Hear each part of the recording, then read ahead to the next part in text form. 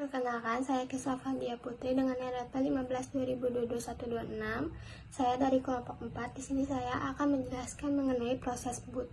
Proses boot itu sendiri adalah proses awal pada saat menyalakan komputer, di mana sistem komputer akan membaca seluruh perangkat keras dan perangkat lunak untuk memastikan komputer siap dinyalakan. Fungsi proses boot adalah untuk memeriksa seluruh perangkat keras dan perangkat lunak pada sistem komputer. Tipe-tipe boot. Yang pertama ada cold boot.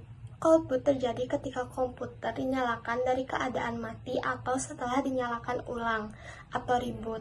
Yang kedua ada warm boot. Warm boot terjadi ketika komputer dinyalakan ulang tanpa dimatikan sepenuhnya. Sekian penjelasan dari saya. Materi selanjutnya akan dijelaskan oleh rekan saya yaitu Mirsab. Assalamualaikum warahmatullahi wabarakatuh. Perkenalkan, saya Muhammad Mirsab Anwar. Saya di sini akan menjelaskan tentang proses booting. Yang telah dijelaskan sebelumnya oleh rekan saya akan melanjutkan dari cold boot atau power on boot. Cold boot ini terjadi ketika komputer dinyalakan dari keadaan mati atau setelah dinyalakan ulang. Jadi semua perangkat keras dan perangkat lunak diinisialisasi dari awal. Ini adalah jenis booting yang paling umum dan biasa terjadi karena ketika pengguna atau user menyalakan komputer di kondisi saat komputer belum dinyalakan.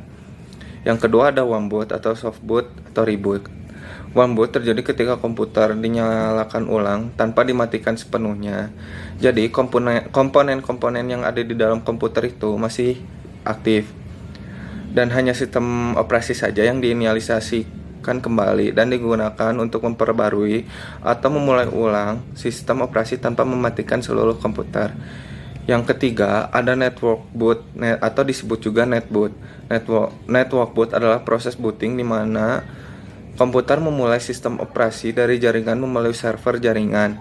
Sering digunakan dalam lingkungan perusahaan atau pendidikan di mana komputer tidak memiliki sistem operasi lokal dan boot server jaringan. Contohnya adalah boot melalui PXE atau Pre-boot Execution Environment. Yang keempat ada remote boot atau diskless boot.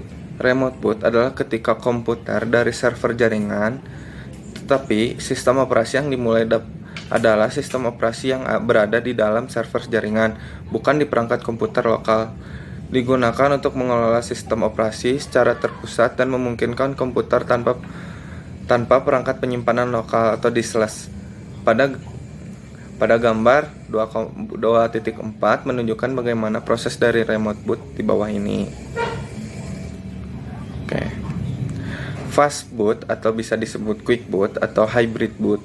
Fast boot adalah fitur yang ditemukan pada beberapa sistem operasi modern yang memungkinkan komputer untuk boot lebih cepat dengan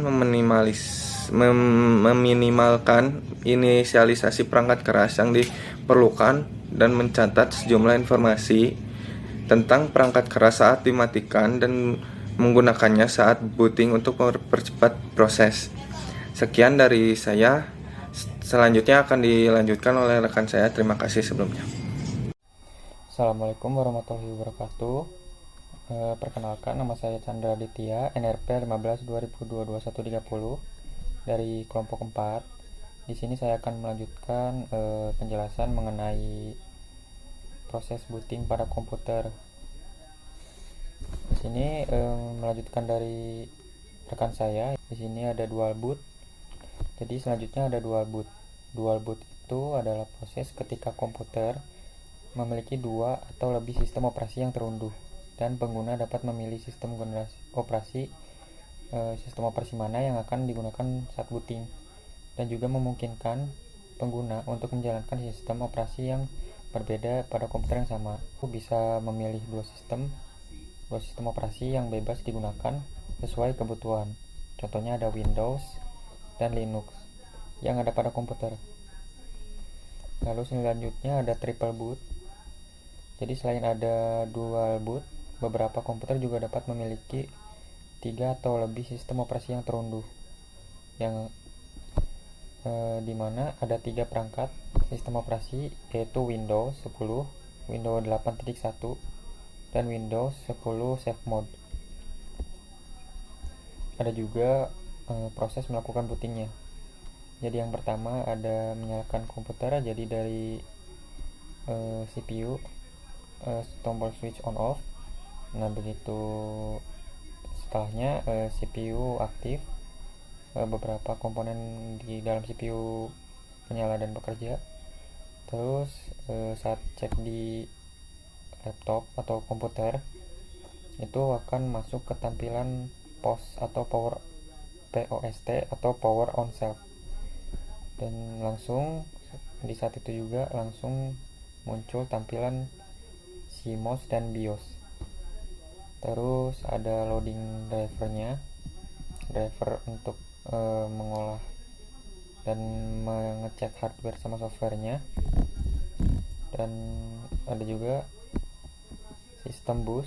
Jadi selanjutnya ada memori system. Jadi memori system akan menyerahkan tugas ke bootstrap loader, dan setelah ke bootstrap loader akan muncul tampilan Windows. Untuk kesimpulannya, di sini proses boot itu berhasil menghasilkan komputer yang siap digunakan. Dengan antarmuka sistem operasi yang muncul di layar, pengguna dapat memulai aplikasi dan menjalankan aplikasinya, dan tugas yang diinginkan proses boot sangat penting untuk menjalankan komputer dengan benar. Dan jika terjadi masalah selama proses itu dapat mengakibatkan kesulitan atau bahkan kegagalan dalam penggunaan komputer. Sekian dari kami, kelompok 4. Assalamualaikum warahmatullahi wabarakatuh.